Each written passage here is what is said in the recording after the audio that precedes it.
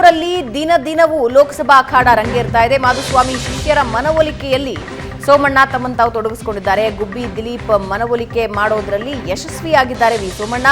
BJP ಮುಖಂಡ ಹಾಗೂ ಕಳೆದ ವಿಧಾನಸಭಾ ಪರಾಜಿತ ಅಭ್ಯರ್ಥಿ ಗುಬ್ಬಿ ದಿಲೀಪ್ ಯಾರ್ಯಾರು ಮಾಧುಸ್ವಾಮಿ ಜೊತೆಯಲ್ಲಿ ಗುರುತಿಸಿಕೊಂಡಿದ್ರೋ ಅವರನ್ನ ಮನವೊಲಿಸೋ ಪ್ರಯತ್ನ ಪಡ್ತಾ ಇದ್ದಾರೆ.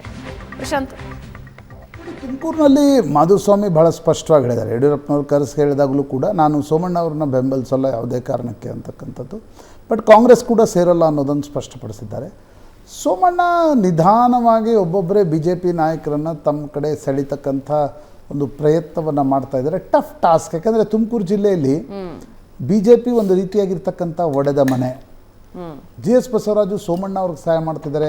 ಜಿ ಎಸ್ ಬಸವರಾಜು ಮತ್ತು ಮಾಧುಸ್ವಾಮಿ ದಿನವೂ ಒಂದೊಂದು ಹೇಳಿಕೆಗಳನ್ನು ಮಾಧುಸ್ವಾಮಿ ಜಿ ಎಸ್ ಬಸವರಾಜು ಬಗ್ಗೆ ಕೊಡ್ತಾ ಇರ್ತಾರೆ. ಬಟ್ ಸೋಮಣ್ಣ ಅವರ ಟಾಸ್ಕ್ ಏನು ಅಂತಂದರೆ ಒಬ್ಬೊಬ್ಬರಾಗಿ ಒಬ್ಬೊಬ್ಬ ನಾಯಕ. ಈಗ ದಿಲೀಪ್ ಗುಬ್ಬಿಯಲ್ಲಿ ಕಳೆದ ಬಾರಿ ಸ್ಪರ್ಧಿಸಿದರು ಶ್ರೀನಿವಾಸ್ ವಿರುದ್ಧ, ಅವರನ್ನು ತೆಗೆದುಕೊಳ್ತಕ್ಕಂಥದ್ದು. ಜ್ಯೋತಿ ಗಣೇಶ್ ಜೊತೆಗಿದ್ದಾರೆ, ಸುರೇಶ್ ಗೌಡ್ರು ಜೊತೆಗಿದ್ದಾರೆ.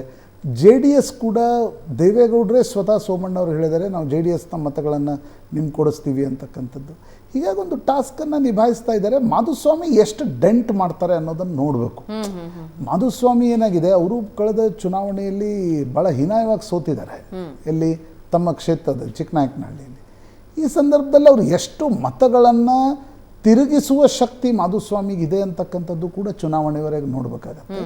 ಬಟ್ ನನಗನ್ಸುತ್ತೆ ನೋಡಿ, ಇನ್ನೊಂದು ವಾರ ಕಳೆದ ನಂತರ ಭಾವನ ಈ ಎಲ್ಲ ಪಕ್ಷಗಳಲ್ಲಿ, ನಾನು including Congress B J P ಎಲ್ಲ ಕಡೆ ನನಗನ್ಸ್ತಕ್ಕಂಥ ಬಂಡಾಯ ತುಂಬ ದಿನ ನಿಮ್ಗೆ ಹೋಲ್ಡ್ ಮಾಡೋಕ್ಕೆ ಆಗಲ್ಲ. ಲೋಕಸಭಾ ಚುನಾವಣೆಗಳು, ವಿಧಾನಸಭಾ ಚುನಾವಣೆಯಲ್ಲಿ ನಾವು ಡೌಟ್ ಬಂಡಾಯವನ್ನು ಹೋಲ್ಡ್ ಮಾಡ್ಬೋದು. ಲೋಕಸಭಾ ಚುನಾವಣೆಗಳಲ್ಲಿ ಬಂಡಾಯ ಹೋಲ್ಡ್ ಮಾಡೋಕ್ಕಾಗಲ್ಲ. ಯಾಕಂದರೆ ಪಕ್ಷದ ಮತದಾರರು ಜಾಸ್ತಿ ಇರ್ತಾರೆ, ಜಾತಿಗಿಂತ ಪಕ್ಷ ಭಾಳ ಮುಖ್ಯ ಆಗುತ್ತೆ. ಹೀಗಾಗಿ ಅದು ಎಷ್ಟು ದಿನದವರೆಗೆ ಹೋಲ್ಡ್ ಮಾಡ್ತಾರೆ ಅಂತಕ್ಕಂಥದ್ದನ್ನು ಕೂಡ ನೋಡ್ಬೇಕು.